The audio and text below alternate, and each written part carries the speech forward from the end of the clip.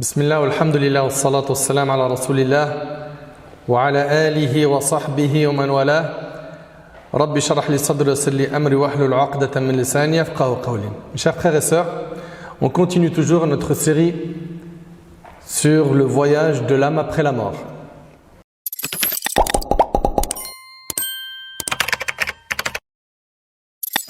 Dans notre dernière intervention, on a parlé de la résurrection. Et on a vu ensemble les preuves du Coran et de la Sunna du prophète alayhi salatu wassalam qui prouvent qu'on sera ressuscité le jour du jugement. Et aujourd'hui, avec l'aide d'Allah tabaraka wa ta'ala, on va parler, écoutez attentivement s'il vous plaît, de l'état des gens le jour du jugement. L'état des gens le jour du jugement.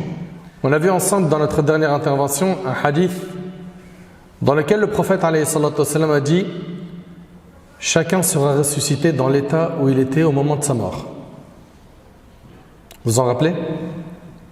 Le hadith il est rapporté par l'imam Muslim selon Jabir. Et on avait vu ensemble que celui qui vit sur l'obéissance va mourir sur l'obéissance.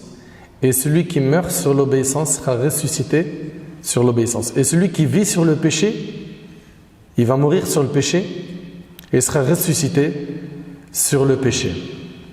Mes chers frères et sœurs, notre thème aujourd'hui, avec l'aide d'Allah tabaraka wa ta'ala, sera divisé en 4 parties. La première partie, la description de la terre du jour du jugement. La deuxième partie, comment seront ressuscités les gens. La troisième partie, la crainte des gens pendant ce jour. Et la quatrième partie, sous l'ombre du trône d'Allah Azza wa Jal. J'implore Allah tabaraka wa ta'ala de bénir cette série, de faire qu'elle soit une cause de réveil des cœurs. J'implore Allah tabaraka wa ta'ala de l'accepter de ma part et de m'accorder ainsi qu'à vous une bonne fin. Mes chers frères, mes chères sœurs, la première chose qu'on va aborder, c'est la terre du jour du jugement. À votre avis, elle ressemble à la terre dans laquelle nous vivons actuellement? À votre avis, est-ce que la terre du jour du jugement, elle ressemble à la terre dans laquelle nous vivons, à la dunya? Il n'y a aucun doute que la terre du jour du jugement est différente de celle de ce beau monde. Donc, on va être jugé sur une terre qui ne ressemble pas à celle dans laquelle nous avons vécu. Allah Ta'ala nous dit يَوْمَ تُبَدَّلُ الْأَرْضُ غَيْرَ الْأَرْضِ وَالسَّمَاوَاتِ وَبَرَزُوا لِلَّهِ الْوَاحِدِ الْقَهَّارِ. Au jour où la terre sera remplacée par une autre. Vous entendez? De même que les cieux et où les hommes comparaîtront devant Allah, l'unique, le dominateur suprême. Notre bien-aimé alayhi salatu wassalam, il nous a décrit comment sera la terre du jour du jugement. Dans un hadith rapporté par l'imam Muslim, d'après Sahl ibn Sa'd radiyallahu anhu, le prophète sallallahu alayhi wa sallam a dit: les gens seront rassemblés le jour du jugement sur une terre blanche, immaculée. C'est-à-dire quoi?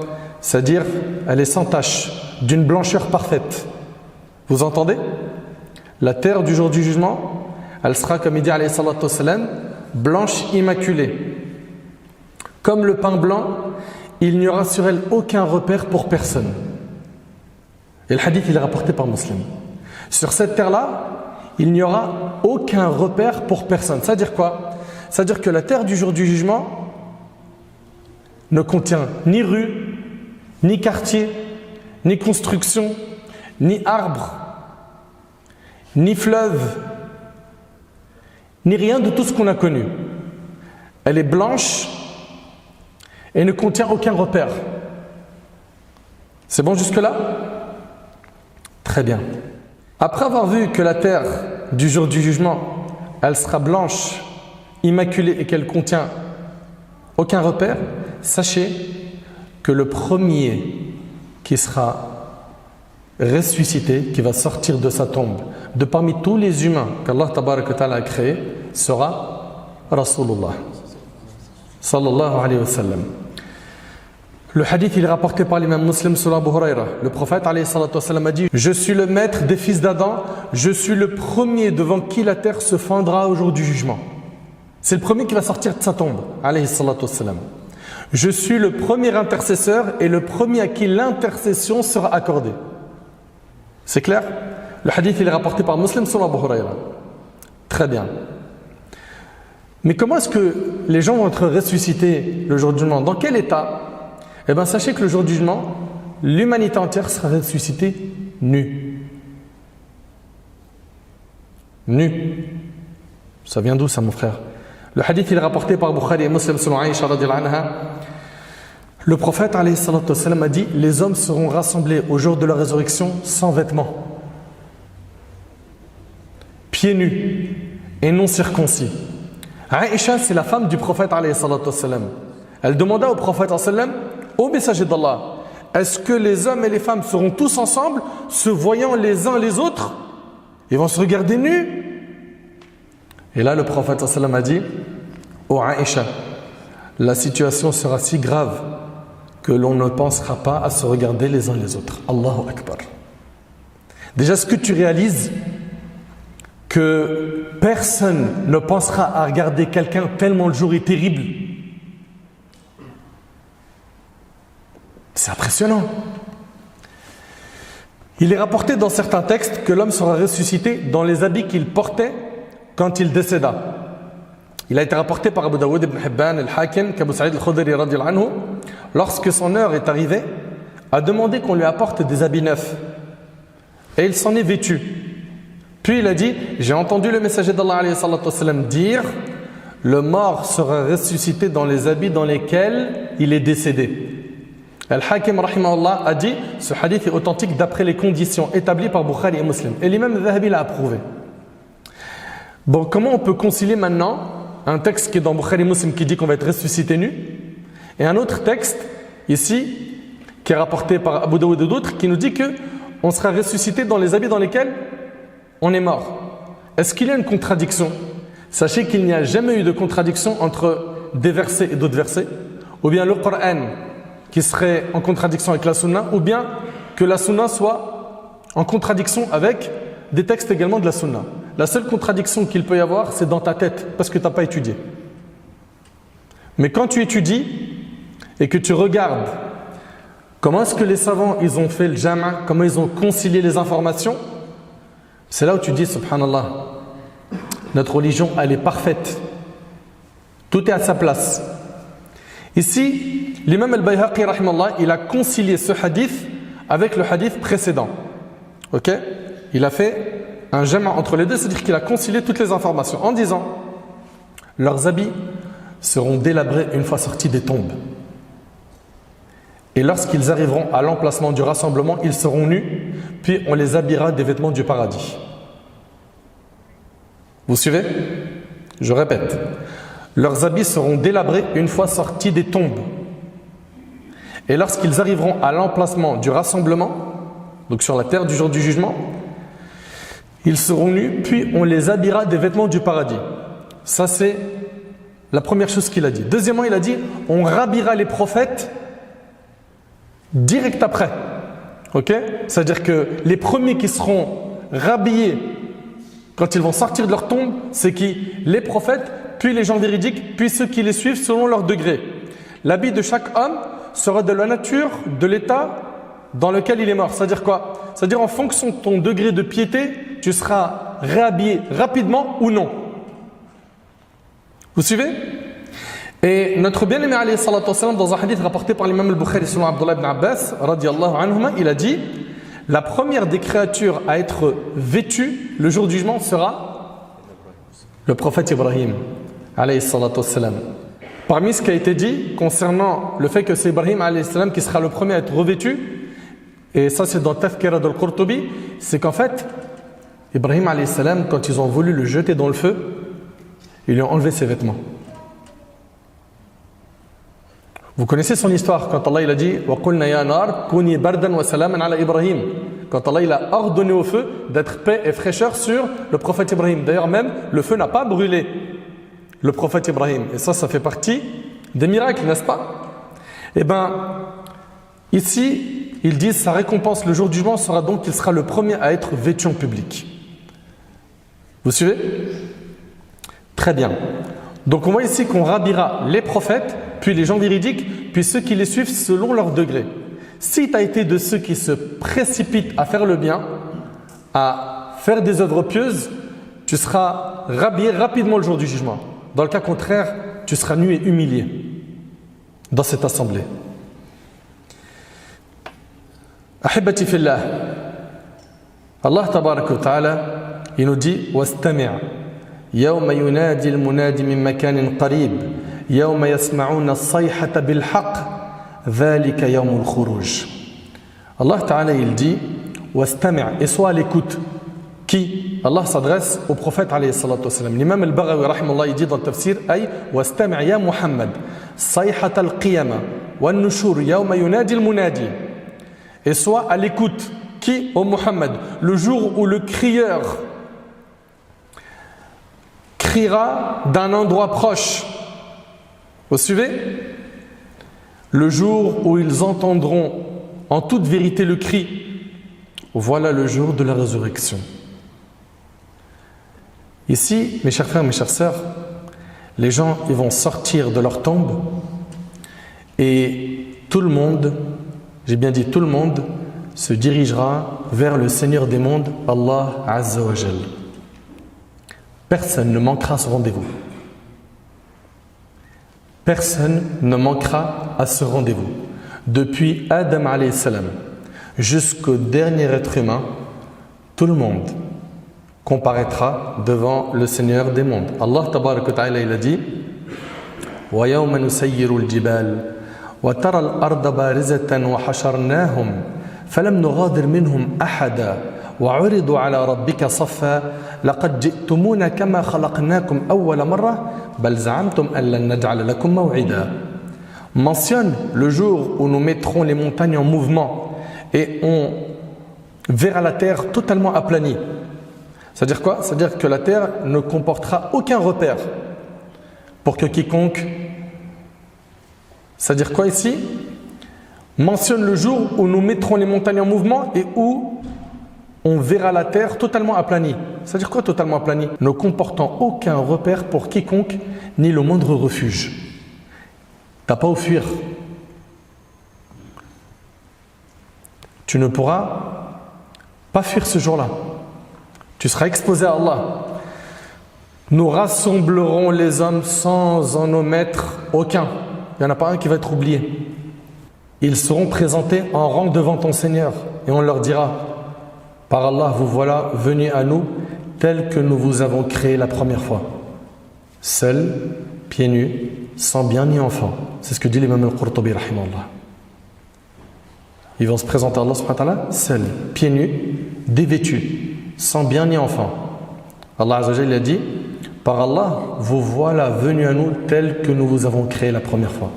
Pourtant, vous prétendiez que nous ne vous fixerions pas de rendez-vous.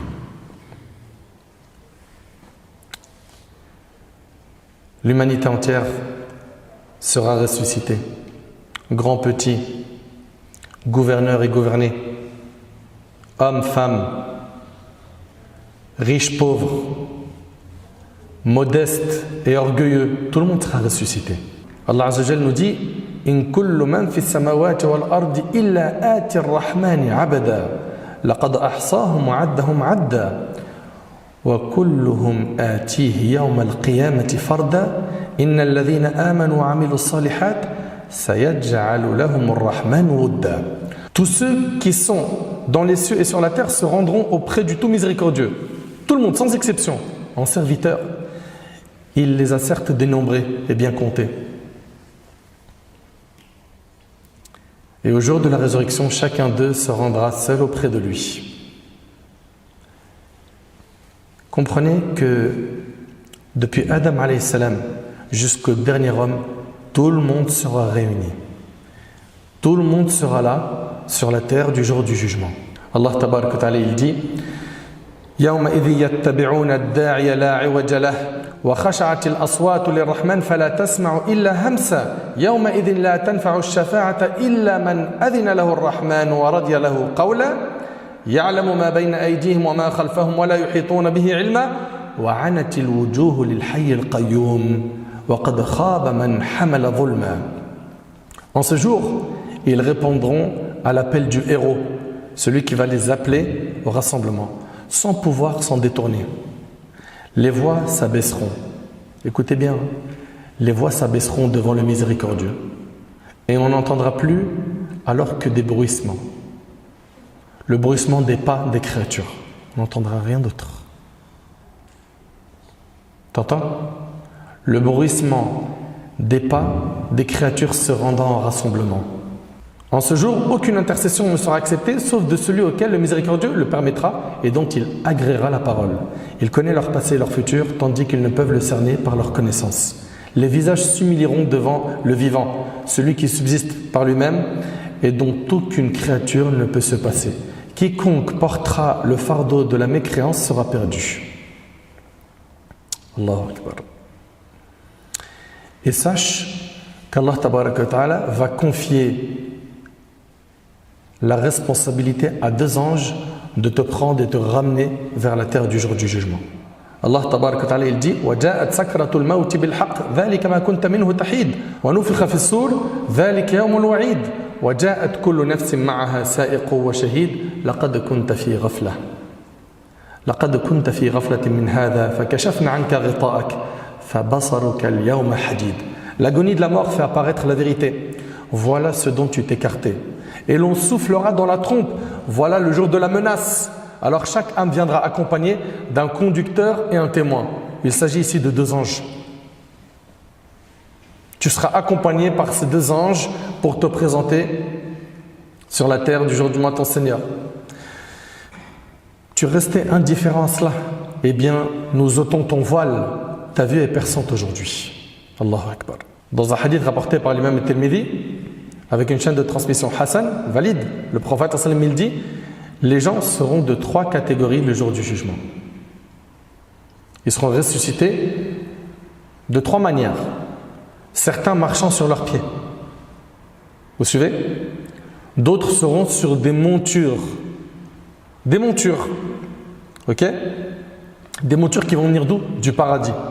Comme le dit Ibn Abbas, et ça sera même des montures en or, comme on le verra après. Allahu Akbar. Il ne va même pas marcher, lui il est dans le confort total. Il est sur une monture, ce jour-là, sans effort. Et il y en a d'autres qui marcheront sur leur visage. Vous suivez? Sur leur visage. Et dans un hadith rapporté par Bukhari et Muslim, Anas ibn Malik radiyallahu anhu, il rapporte qu'un homme a dit au messager d'Allah, comment l'infidèle sera-t-il rassemblé sur son visage? Comment est-ce que le jour du jugement il va marcher sur son visage? Le prophète alayhi salatu wassalam a répondu, celui qui l'a fait marcher sur ses deux pieds dans la vie terrestre, n'est-il pas capable de le faire se déplacer sur son visage le jour du jugement? Puis Qatada rahimahullah a dit, bien sûr que si, par la puissance de notre Seigneur. Est-ce que tu réalises qu'il y a des gens qui vont marcher sur leur visage le jour du jugement? Et le hadith, on vous a dit, il est rapporté par Bukhari et Muslim, il est authentique. Nous, en tant que musulmans, on sait qu'Allah il est capable de tout, n'est-ce pas? Et peut-être dans ta tête, tu te dis, mais attends, marcher sur le visage, comment? Rappelle-toi, Inna Allah ala kulli shay'in qadir. Rappelle-toi qu'Allah il est capable de toutes choses. Et puis, quand tu réfléchis, mais il y a sur terre des choses impressionnantes qui marchent sans pied. Le serpent, il marche sans pied. Oui ou non? Donc ce que j'aimerais, c'est que tu réalises qu'Allah Tabaraka wa Ta'ala est capable de tout. Allah Ta'ala il dit Yawma nahshurul muttaqina ila ar-Rahmani wafda. Mentionne le jour où nous rassemblerons devant le miséricordieux ceux qui l'auront craint, tels des délégations honorées. Allahu Akbar.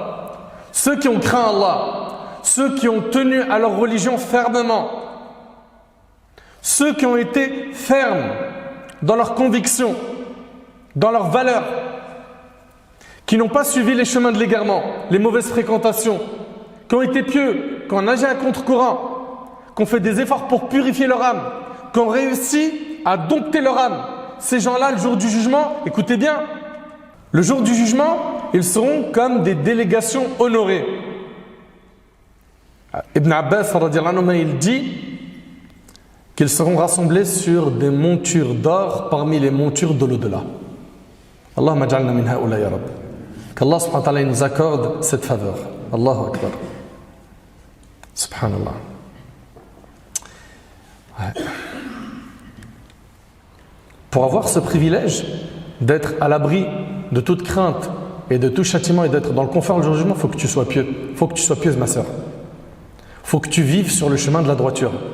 قال تعالى إن الذين قالوا ربنا الله ثم استقاموا تتنزل عليهم الملائكة ألا تخافوا ولا تحزنوا وأبشروا بالجنة التي كنتم توعدون. Ceux qui disent notre Seigneur est Allah et qui se tiennent dans le droit chemin. Ceux qui ont dit notre Seigneur est Allah, ça veut dire quoi? Ça veut dire que c'était des vrais muwahhidines. Ils ont vécu sur le tawhid, sur l'istiqam à la droiture, ala ta'atillah, sur l'obéissance d'Allah, bi'ada al-fara'id, ils ont accompli les obligations de la religion, bi'ikhlas, en étant sincères. Et ils ont œuvré jusqu'à leur mort en faisant le bien. Ils se sont accrochés, même si c'était difficile, à cause de leur fréquentation, leur entourage, les parasites qu'ils voient sur le net, etc., sur les réseaux sociaux, ils ont tenu. Ceux-là, ceux qui disent notre Seigneur est Allah et qui se tiennent dans le droit chemin, les anges descendent sur eux. Quand? Il a été dit parmi les opinions au moment de la mort. عند الموت, c'est ce qu'a dit Ibn Abbas radiyallahu anhu, Mujahid. Et ils disent donc qu'au moment de la mort, ils vont être raffermis.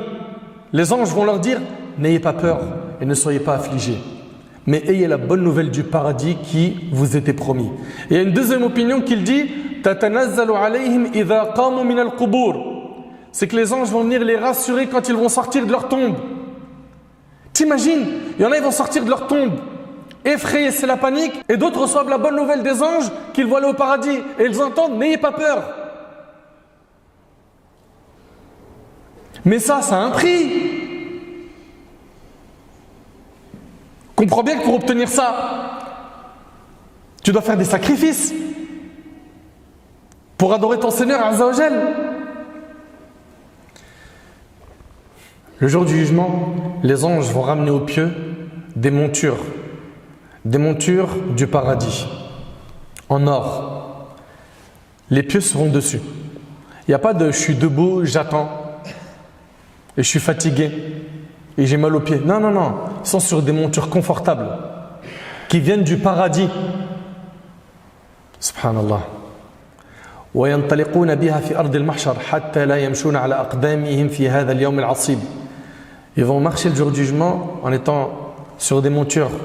Ils ne marchent pas sur leurs pieds, ils ne se fatiguent pas. Et ça, c'est pourquoi? C'est parce que sur terre, c'était des pieux, c'était des pieuses. C'était des gens qui étaient investis dans quoi? Dans l'ibada, dans l'adoration. Lecture du Coran, dhikr. C'était des gens qui faisaient beaucoup d'istighfar, ils demandaient pardon à Allah. Ils se repentaient quand ils faisaient un péché. Ils faisaient le nécessaire pour ne jamais être injustes. Et dans le cas où ils avaient été injustes envers quelqu'un, ils corrigeaient le tir rapidement. C'était des gens qui étaient soucieux de faire le bien, qui maintenaient les liens de famille, qui priaient les prières à l'heure, qui lisaient le Coran, le méditaient, le mettaient en pratique. C'était des gens qui n'étaient pas intéressés par le faux, par le haram, par l'argent sale, par les relations illicites avec les femmes ou avec les hommes. C'était des gens qui faisaient attention. Et le résultat, le jour du jugement, ils ont gagné. Ils ont gagné. Et pour être un gagnant le jour du jugement, on vous l'a dit plein de fois, il faut être quoi? Pieux. Et qu'est-ce qu'un pieux? Bismillah. C'est quelqu'un qui va faire ce qui est obligatoire. C'est faire al-ma'mour wa tark al-mahzour. Faire ce qui est obligatoire et s'écarter de ce qui est interdit. Omar, le compagnon, il questionne un autre compagnon qui s'appelle Ubay ibn Ka'b sur la taqwa. Ce dernier a dit, as-tu emprunté un chemin épineux. Écoutez bien. Il lui dit, as-tu emprunté un chemin épineux? Omar a dit, oui, en effet. Obey lui a dit, qu'est-ce que tu en as fait? Omar lui a dit, j'ai ramené mon vêtement sur moi et fait de mon mieux. Pourquoi? Pour éviter les épines. Obey a déclaré, c'est cela la taqwa. La piété, c'est que tu ne marches pas sur les épines des péchés. C'est qu'il y a des épines partout. Fréquentation illicite, drogue, fumer, aller en soirée, on va aller faire un petit coucou à tel chicha, ce qui paraît les halal, il y a de l'ambiance. Ok? Voilà. Donc il y a des épines par-ci par-là. Et tu as vu quand il y a des épines, qu'est-ce que tu fais? Tu fais attention, tu fais. Donc Omar il a dit, j'ai ramené mon vêtement sur moi et j'ai fait de mon mieux. Pourquoi? Pour éviter les épines. Il lui a dit, c'est ça la taqwa, c'est ça la piété. C'est que tu fasses attention à ne pas tomber dans ces épines de péché. Et Abdullah ibn Mas'ud radiyallahu anhu, il a dit, haqqu taqwa an yuta' fala yu'sa wa an yudhkar fala yunsa wa an yushkar fala yukfar. Il a dit, craindre Allah comme il le faut véritablement, c'est obéir à Allah et ne pas lui désobéir.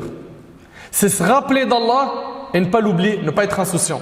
Et c'est être reconnaissant envers lui et ne pas être ingrat.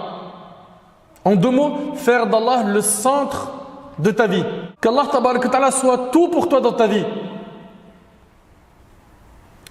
D'après Asim, et c'est Ibn Abi Shayba rahimallah qui rapporte cela dans Kitab al-Iman, nous avons dit à Talq ibn Habib, il est mort en l'an 100 du calendrier hégirien, explique-nous ce qu'est la taqwa. Il a dit, la taqwa est le fait d'œuvrer dans l'obéissance d'Allah, en espérant sa miséricorde et avec une lumière venant de lui.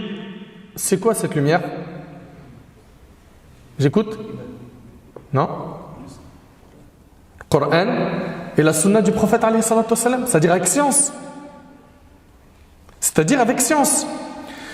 Il a dit la taqwa, la piété, est le fait d'œuvrer dans l'obéissance d'Allah en espérant sa miséricorde et avec une lumière venant de lui. Et la taqwa est le fait de délaisser la désobéissance à Allah par crainte d'Allah avec une lumière venant de lui. Allah tabaraka wa ta'ala il nous dit يَوْمَ نَحْشُرُ الْمُتَّقِينَ إِلَى الرَّحْمَنِ وَفْدًا وَنَسُوقُ الْمُجْرِمِينَ إِلَى جَهَنَّمَ وِرْدًا. Mentionne le jour où nous rassemblerons devant le miséricordieux ceux qui l'auront craint, tels des délégations honorées. Allahu Akbar. Franchement, ça ne fait pas rêver, franchement. Tu n'as pas envie d'être de ces personnes-là qui seront sur des montures confortables. Et attention, hein, vous allez voir qu'il y a plein de zones de confort pour les pieux le jour du jugement. Ça, c'est une parmi les choses dont jouiront les pieux et les pieuses. Allahumma ja'alna minhum. Qu'Allah il nous accorde ses bienfaits. Allah Ta'ala nous dit par la suite, et où nous pousserons ceux qui se rendraient coupables de kufr vers la géhenne comme un troupeau assoiffé qu'on mène à l'abreuvoir. Allahu Akbar. Subhanallah. Donc il y a des gens qui seront honorés ce jour-là et il y a des gens qui seront humiliés yawm al-qiyamah. On fera partie de quel type de personnes? Sachez que le jour du jugement, ceux qui auront fait preuve d'orgueil, ils vont être humiliés. Et pourquoi je parle d'orgueil ici? Parce que c'est quoi l'orgueil d'ailleurs? Qui a la définition? Hassan?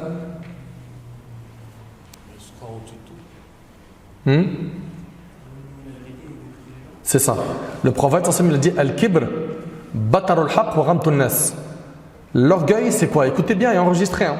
L'orgueil, c'est le fait de rejeter, refuser la vérité et mépriser les gens. Parce que nous, quand on parle d'orgueil, on voit souvent quelqu'un qui se la raconte. Il croit qu'il est meilleur que les autres. C'est vrai ou pas? Plus fort que les autres. Mais le fait que tu refuses le din, c'est de l'orgueil. Refuser la vérité, c'est de l'orgueil. Vous suivez?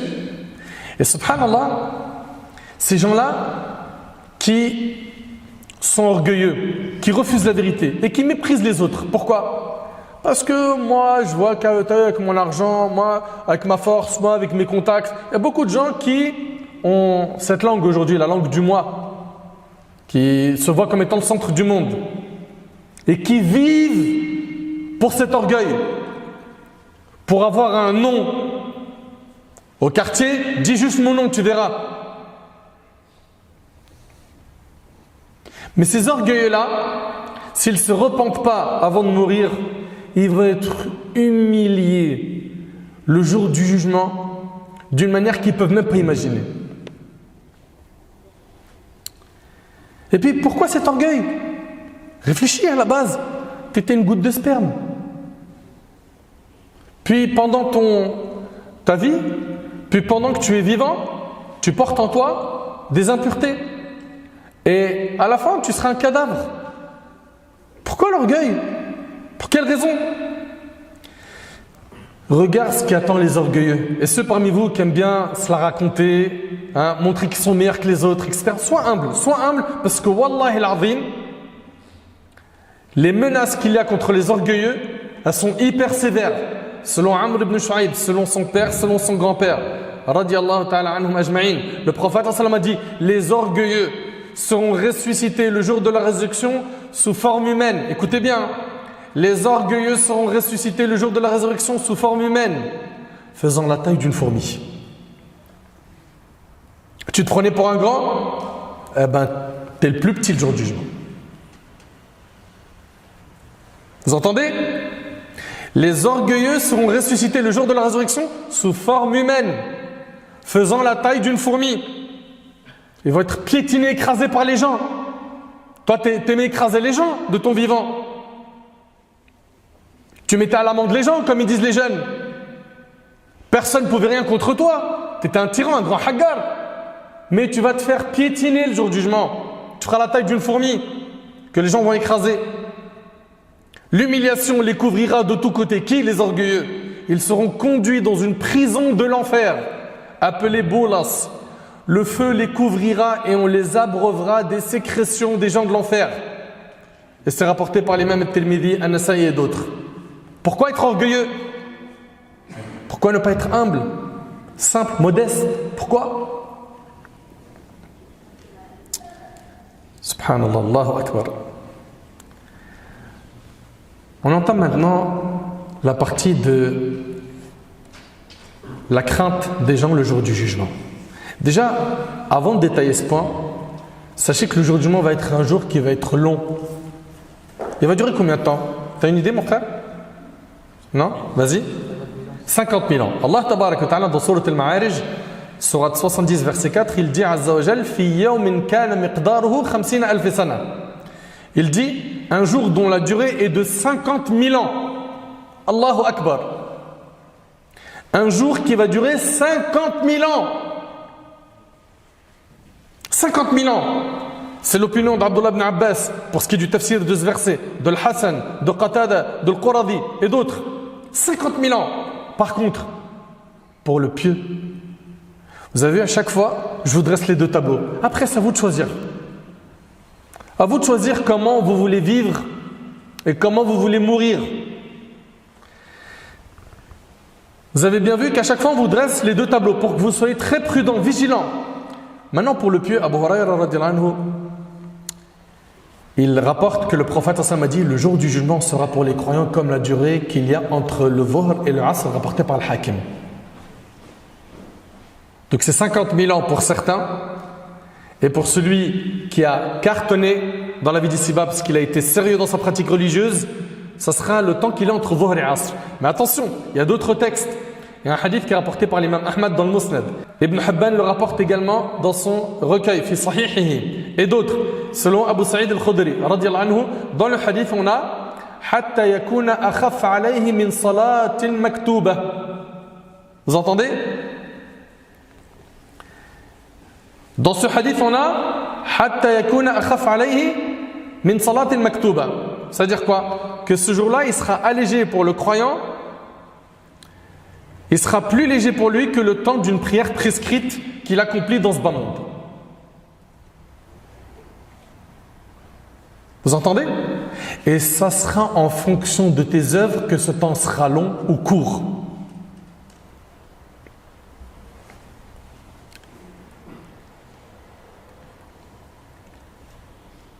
Les gens, ils sont sur la terre du jour du jugement. Certains, ils marchent sur leurs pieds. D'autres sur des montures, d'autres marchent sur leur visage. La durée va être de 50 000 ans pour certains. Pour d'autres, ça sera un temps très court comme on a pu le voir. Et le soleil, il va se rapprocher de la tête des gens. Al-Miqdad radiyallahu anhu a dit: j'ai entendu le messager d'Allah alayhi salatu wassalam dire: le jour de la résurrection, le soleil sera rapproché des gens à la distance d'un maïl.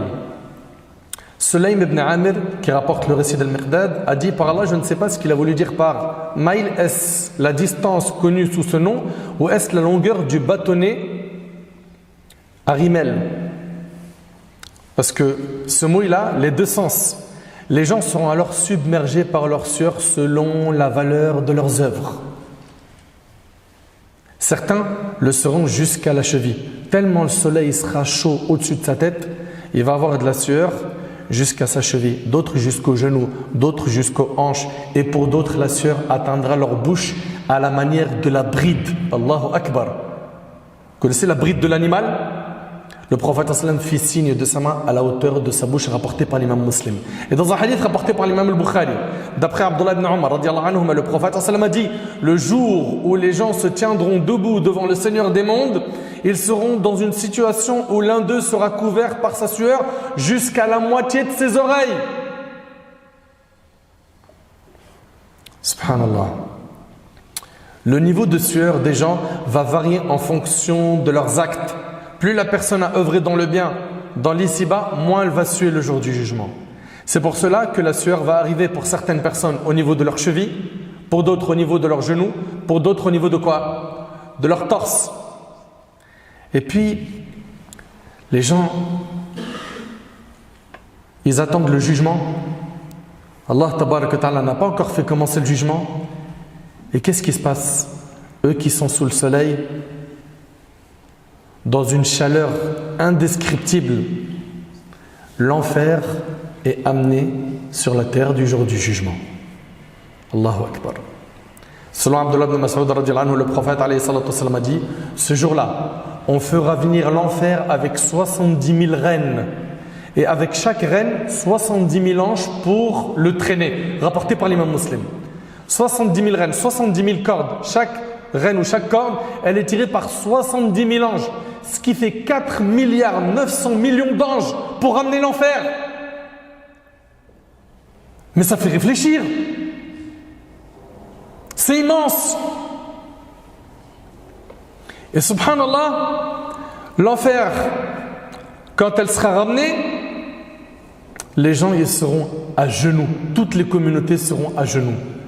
Tellement c'est la panique. C'est la panique. قال تعالى: وترى كل أمة جاثية كل أمة تدعى إلى كتابها اليوم تجزون ما كنتم تعملون. Et tu verras chaque communauté agenouillée. T'imagines un peu la scène? Il y a l'enfer, c'est terrible, et ils sont à genoux. C'est la panique totale, mais pas pour tout le monde. Les pieux, eux, ni vont voir l'enfer, ni vont entendre son bruit.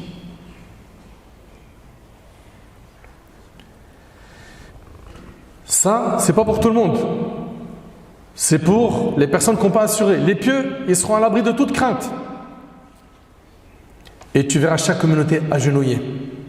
Subhanallah, agenouillée. Jalisa ala rukab. Allahu Akbar.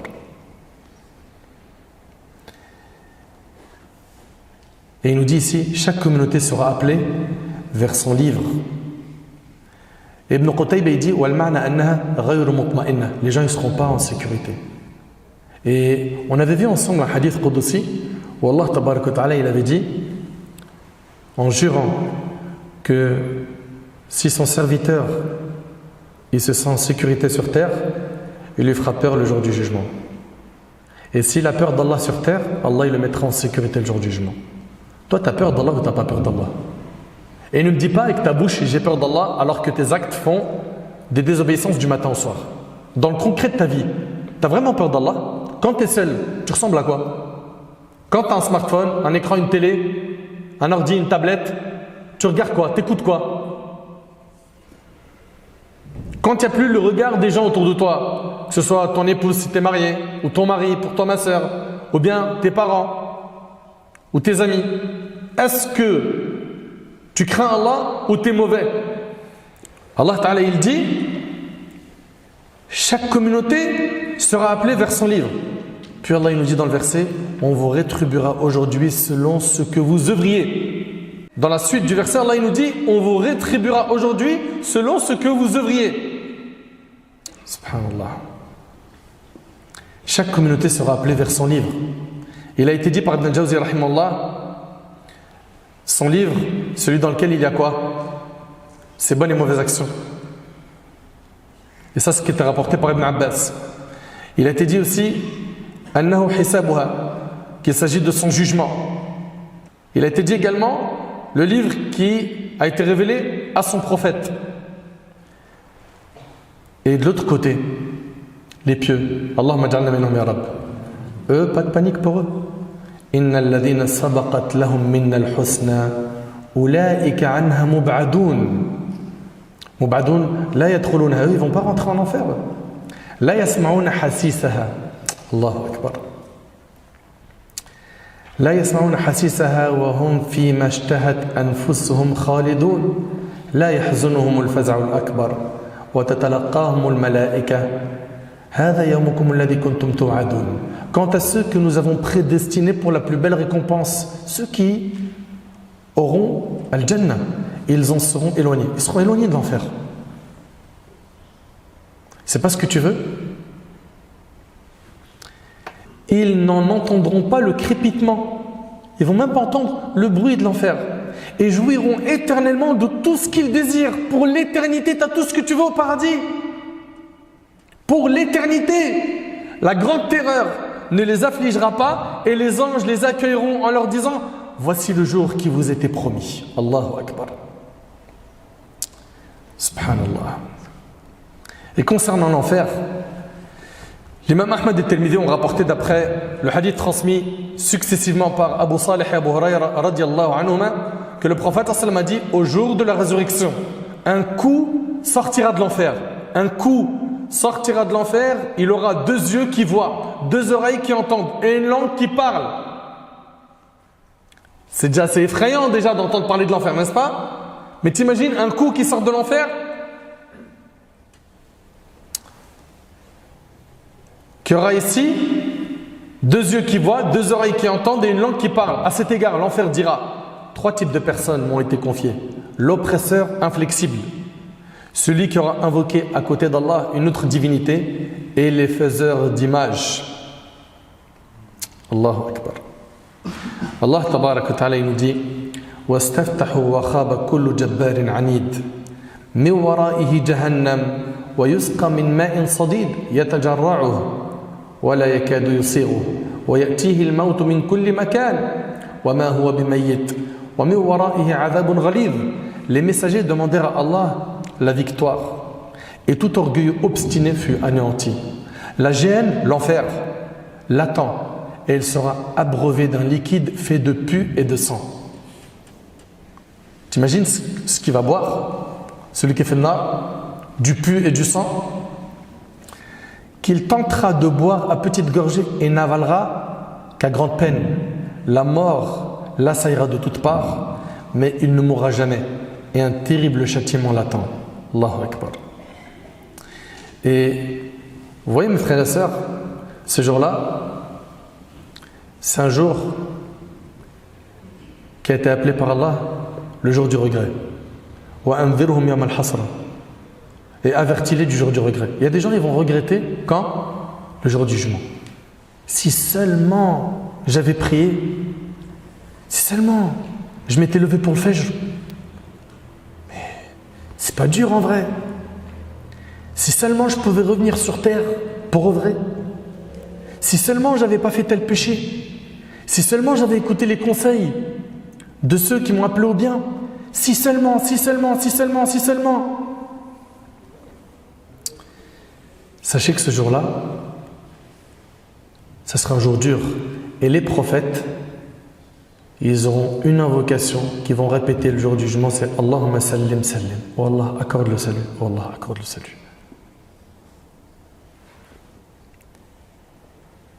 Ce jour-là, toute nourrice oubliera ce qu'elle allaitait. Et toute femme enceinte avortera de ce qu'elle portait.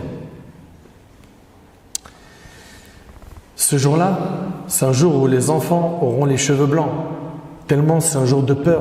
C'est un jour où la nourrice ne pensera plus à son nourrisson qu'elle allaitait. C'est un jour où l'homme va fuir les membres de sa famille. Yawma yafirru al-mar'u min akhihi, n'est-ce pas? Wa ummihi wa abihi. Wa ummihi wa abihi wa sahibatihi wa banihi li kulli imri'in minhum yawma idhin sha'nu yughnihi. Le jour où l'homme s'enfuira de son frère, de sa mère, de son père, de sa compagne et de ses enfants, car chacun d'eux ce jour-là aura son propre cas pour l'occuper. Chacun est en train de penser à lui. Est-ce que je vais m'en sortir aujourd'hui ou pas? Parce que il arrive le jour du jugement, et là il attend, je vais au paradis ou pas? C'est donc un jour qui fait peur.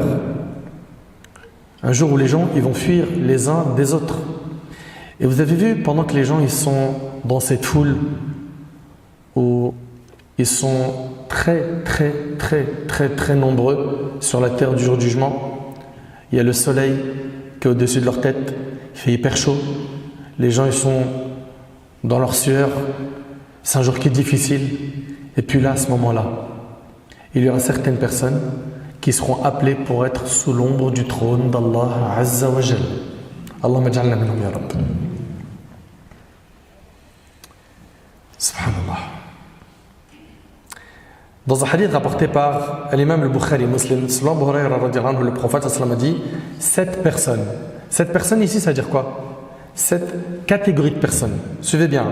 Et il n'y en a pas que 7, Ibn Hajar rahimahullah, il en a compilé beaucoup. Ok?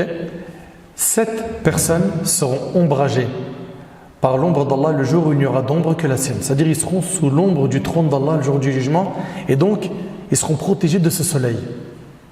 Vous suivez ou pas? Donc on voit ici que le pieux il peut être sur une monture qui vient du paradis, que le temps il ne sera pas de 50 000 ans pour lui et qu'il ne va pas souffrir de ce soleil.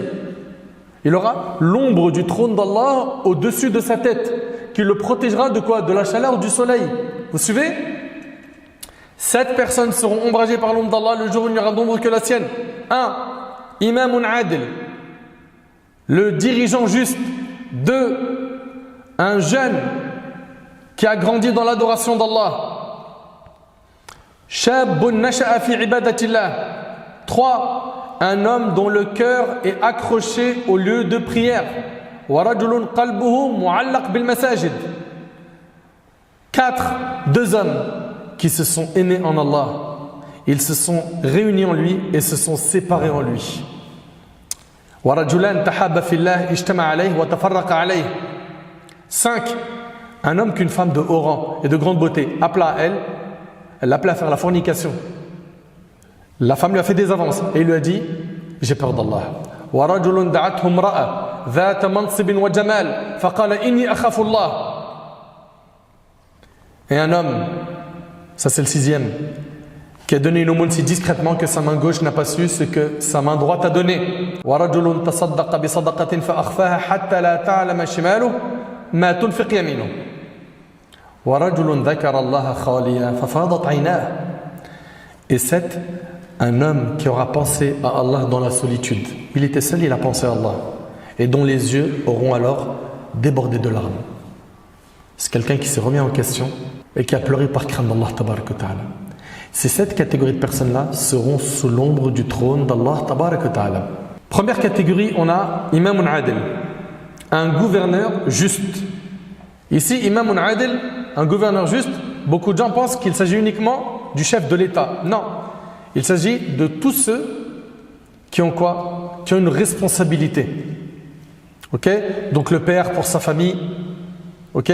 Toute personne qui a une responsabilité, il en fait partie.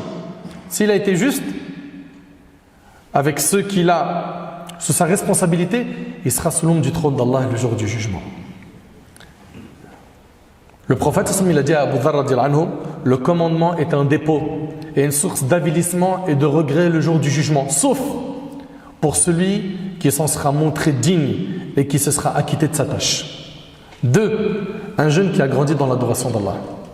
Et moi je vais vous dire un truc, Wallahi al-Azim, c'est mon cœur qui parle. Moi j'aurais trop kiffé que depuis ma naissance jusqu'à aujourd'hui, j'aurais trop aimé être sur ce chemin, le chemin du dîn. Mais qadar Allah ma sha fa'al, Allah subhanahu wa ta'ala ne m'a pas écrit cela. J'ai grandi dans une cité où les codes, vous les connaissez, j'ai pas besoin de vous dire ce qu'il en est. Hein. Et puis c'est à partir du lycée qu'on s'est pris en main. Et imaginez un peu le mérite qu'a le jeune qui lui depuis tout petit, il a grandi dans l'obéissance à Allah. Lui, bi'idhnillah, il sera sous l'ombre du trône d'Allah le jour du jugement. Soyez sages, soyez intelligents, profitez de votre jeunesse en vous rapprochant d'Allah subhanahu wa ta'ala, en étant pieux, en apprenant digne, en étant utile. Demandez à Allah tabarak wa ta'ala de vous garder sur ce chemin, même si les tentations elles sont fortes, au collège, au lycée. Okay? Tenez bon. Tenez bon, pourquoi? Parce que le jour du jugement, vous allez récolter beaucoup. Beaucoup en termes de récompenses. Un jeune qui a grandi dans l'adoration d'Allah. Un jeune qui était indétournable. On a essayé de le ramener vers tel péché, c'est un mur. Vers tel autre péché, non. Lui, dans sa tête, il sait où il va. Il sait que c'est le chemin de la droiture qui paye. Et donc, il aura sacrifié son énergie. Et la période de la jeunesse, c'est une période qui est sensible. Pourquoi? Parce que tu as de l'énergie, puis tu commences à avoir des envies, tu as des pulsions, tu es un humain. Ok? Très rapidement, on entend « je suis amoureux », c'est au collège primaire même. Ok? Je suis amoureuse. Et ça, on le comprend. Et aimer, c'est naturel. Et avoir des sentiments, c'est naturel. Mais la religion vient donner un cadre à ces sentiments. Elle vient t'expliquer que chez nous, c'est le mariage. Ok? Et que si tu veux te marier avec une personne qui est belle, pieuse, de bonne famille, etc., aucun problème. Mais par contre, il y a des règles. Tu les respectes, tu es tranquille. Tu ne les respectes pas, tu t'exposes à plein de problèmes. À plein de problèmes parce que tu as désobéi à Allah subhanahu wa ta'ala. Donc voilà, ce jeune-là, il a été intelligent, sage. Il a réussi à faire des bons choix. Hein, il y a eu des virages comme ça qu'il fallait prendre. Il ne s'est pas loupé, il n'a pas pris les mauvais virages. Il y en a plein, vous les avez connus. Ils étaient comme ça, salat et tout. Il a pris un virage, il s'est retrouvé à lâcher la salat. Il écrit des textes de rap, et vous connaissez. Hein. Ou bien il s'est retrouvé dans la délinquance, ou bien dans la vente de ce qui est illicite, etc. etc., etc. Également, parmi les personnes qui seront sous l'ombre du trône d'Allah, un homme dont le cœur est accroché au lieu de prière. Ça veut dire quoi? C'est quelqu'un qui a pris la prière obligatoire à la mosquée. Ok? Il rentre chez lui et puis son cœur bouillonne, il a envie de revenir à la mosquée. Est-ce que c'est ton cas? Si tu as cet amour de la mosquée dans ton cœur, Hani Adlak, félicitations. Félicitations à toi. C'est une personne qui aime trop la mosquée, qui se sent bien. Quand il sait qu'il a un petit créneau, il se dit tiens, pourquoi je n'irai pas à la mosquée seul ou avec des amis? Et c'est bien de venir seul aussi, pour se ressourcer spirituellement. Ce n'est pas toujours que des effets de groupe. Les effets de groupe, c'est bien parce qu'on se motive et tout, on motive des gens qui sont peut-être un petit peu faibles, en cas dans la pratique religieuse, mais viens des fois seul pour te ressourcer spirituellement. Cette personne qui a un amour profond pour la mosquée, elle sera sous l'ombre du trône d'Allah. Ensuite, on a deux hommes ou deux femmes qui se sont aimés en Allah, ils se sont réunis en lui et se sont séparés en lui. C'est-à-dire que la seule chose qui les unit, c'est l'amour d'Allah. Et pas un intérêt de ce bas monde. C'est pas je le fréquente parce qu'il a des contacts, il va me mettre bien. À lui, tu as besoin d'un piston, t'envoies à tonton, il te met bien. C'est pas je le contacte parce qu'il est drôle. Je veux égayer une soirée, je le ramène, c'est mon clown. C'est pas je l'aime parce qu'il a de l'argent. À chaque fois que je sors avec lui, il me paye à manger. Je l'aime pour Allah. Ou bien notre sœur qui va aimer une autre sœur que lillah azza wa jal, que pour Allah. Par cet amour, vous gagnez énormément de récompenses. Par cet amour, vous gagnez beaucoup. Selon Abu Umam al-Bahili, le prophète a dit: celui qui aime pour Allah, déteste pour Allah, donne pour Allah et refuse pour Allah aura complété sa foi. Rapporté par Abu Daoud, le prophète il a dit: l'anse la plus solide de la foi est l'amour en Allah et de détester en Allah. Le prophète il a dit dans un hadith rapporté par Bukhari et Muslim: Allah tabarak wa ta'ala, il dira le jour du jugement: où sont ceux qui se sont aimés en mon nom glorieux? Aujourd'hui, je les ombrage de mon ombre le jour où il n'y aura d'ombre que la mienne. Et je prends Allah pour témoin que je vous aime pour Allah. Et j'espère que par cet amour qu'on a l'un envers l'autre pour Allah, qu'on sera ensemble le jour du jugement sous l'ombre du trône d'Allah Azza wa Jal. Et n'oublie pas que le prophète il a dit: Al-mar'u ma'a man ahab. On sera ressuscité avec ceux qu'on aime. N'aime pas n'importe qui, fais gaffe. Faites gaffe. Également, un homme qu'une femme de haut rang et de grande beauté appela à elle et à qui il a dit: je crains Allah. Dans les deux sens, ne craquez pas. La tentation, elle est forte. Ok? Et je sais qu'il y a plein de gens, mariés et pas mariés, qui parfois craquent. Ils sont à deux doigts de commettre la fornication. Pour plein de raisons. Ce n'est pas le moment de les étaler. Ok? Craquez pas. Tenez bon.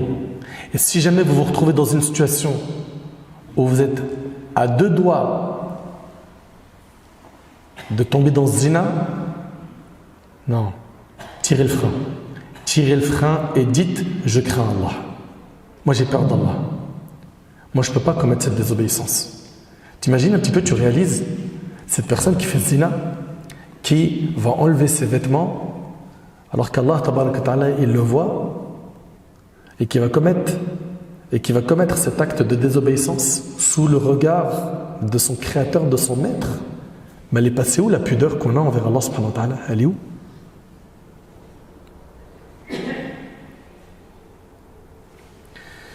Tenez bon. Et bien évidemment, pour ne pas tomber dans la fornication, il ne faut pas s'en approcher. Allah tabaraka wa ta'ala a dit: Wala taqrabu zina.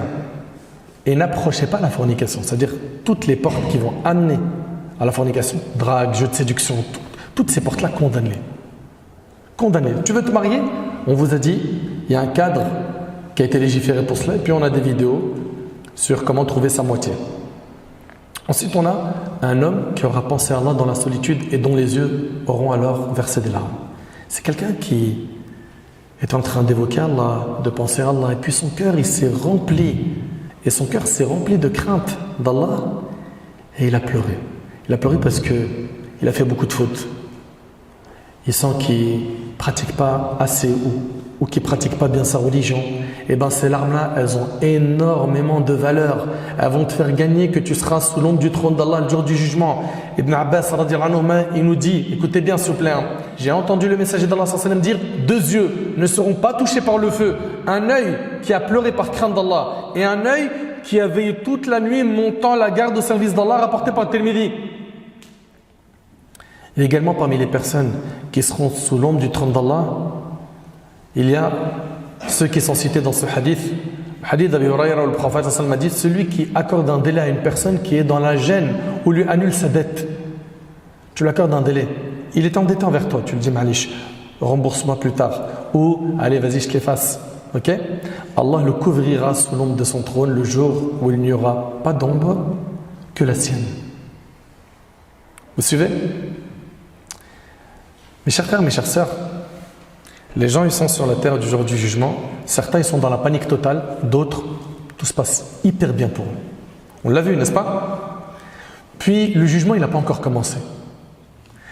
Le jugement il va commencer à partir d'une chose. Qui sait quelle est cette chose? Levez la main. Il n'y a qu'une seule personne qui sait? Vas-y. C'est lorsque le prophète va intercéder auprès d'Allah pour que le jugement commence. L'humanité entière va se diriger vers lui pour que le prophète intercède auprès d'Allah. Pourquoi?